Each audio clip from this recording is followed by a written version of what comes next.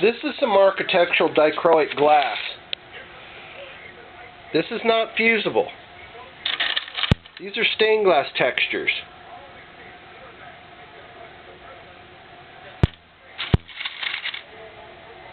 Here's purple hammer, spectrum. Here's red flute. Flute's one of my favorites. In fact, here's what flute looks like before you coat it with dichro. And here's what flute looks like after you coat it with dichro. It's red, silver, blue. This is a premium color.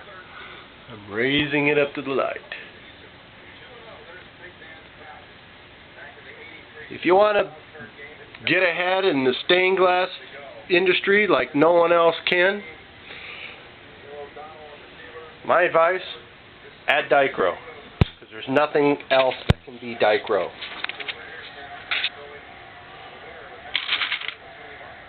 Here's sycamore, yellow, blue. I cut them up into these shapes, these geometrics, because I love throwing them in my abstract windows.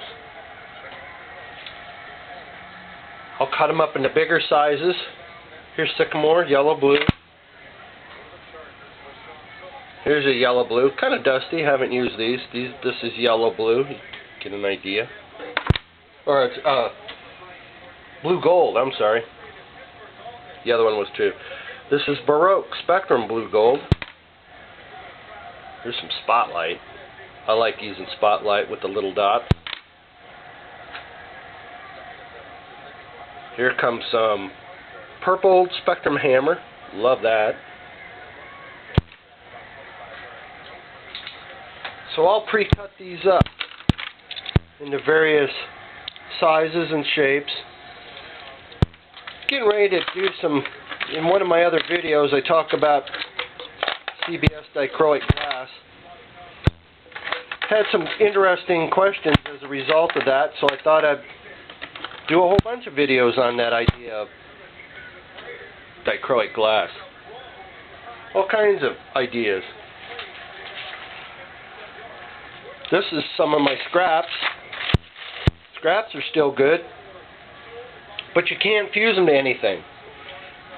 See, one lady said, well, why can't you just fuse it with other clear glass or with each other? Because just like regular fusing glass, there are several companies who make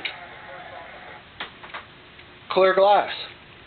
Vasa, Pilkington, Glaberbell. There's several companies who make glass, and just because it's clear glass with a coating of dichro on it, you cannot fuse these two together because they're made from different companies. I don't know which is which because it's kind of gotten confusing. And here's something else real confusing. This is called cube. I don't know how that's coming out. Cubes are a fun one. It's little squares. Cube's made by Wismach Glass. Wismach's here in America. And then cube is made by a foreign company, an import company, which Pilkington is based in Buenos Aires, Argentina. Is that Argentina? Buenos Aires? Oh well.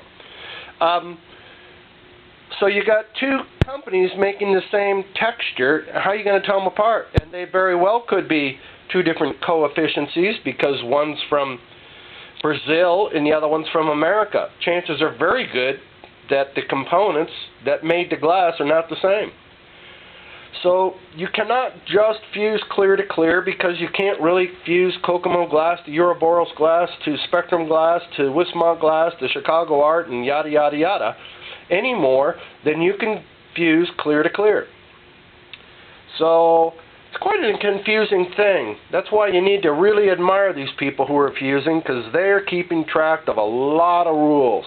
A whole lot of rules. It's not as easy as one thinks to get a kiln, throw a couple of Mountain Dew bottles in there, beer bottles, and some stained glass and think they're going to get something. Wow, are they in for a journey.